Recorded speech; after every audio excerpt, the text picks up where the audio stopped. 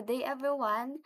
In this video, I'll show you the steps on how to install the Tony 4.1.7 with local Python 3. First step, go to Chrome and search in Google the Tony IDE, enter, and sa main site page niya, enter natin to, and pinutin natin tong download version ng 4.1.7 for Windows, Mac, and Linux. Then, I'll install the 64-bit Python 3.10, but kung hindi po kaya ng ating laptop or computer ang 64, pwede po nating install ang 32-bit. Pero sa akin, install ko po ang 64.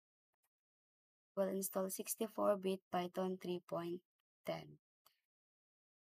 And wait lang po natin hanggang sa ma-install siya.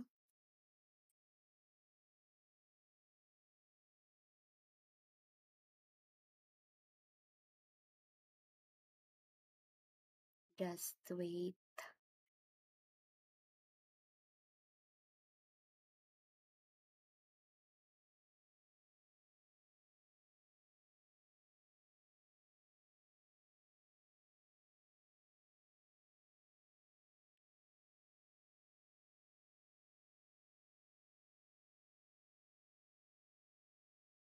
After installing, we'll go to quick search,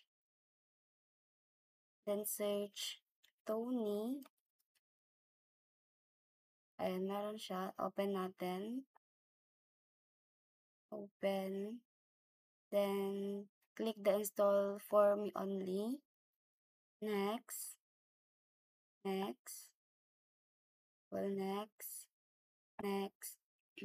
Then, click the create desktop icon. Check that and next. Then, install. Then, we'll just wait until ma-install.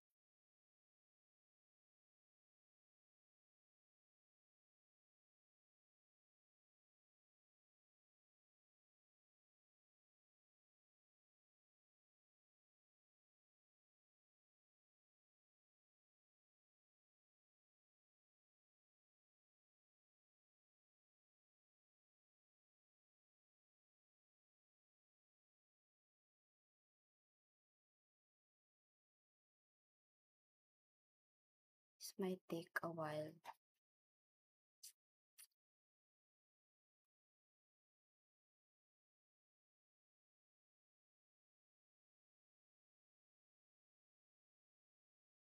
After installing, let's click the finish. Then we'll go to the Tony app. Open it. Then here's the features of this language, Tony Python. The file. Dito tayo pwede mag-save ng mga ginawa natin, mga print natin.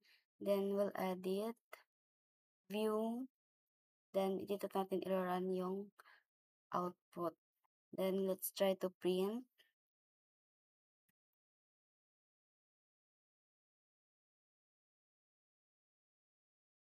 Hello world. Run. Run current script. Meron na siya. Ito ang output. Then, let's try also to print my name.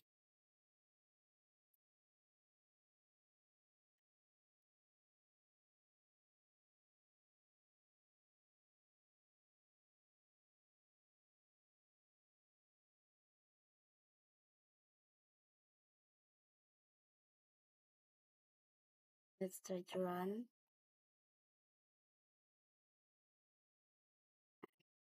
And here's the result.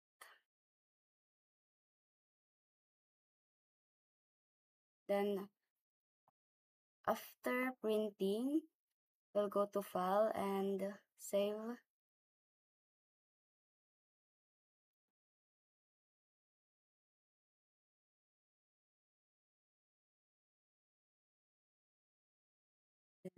save the file. Pwede na po natin siyang i-exit after saving the output. And thank you for watching. That's all the installing of the Tony 4.1 4.7.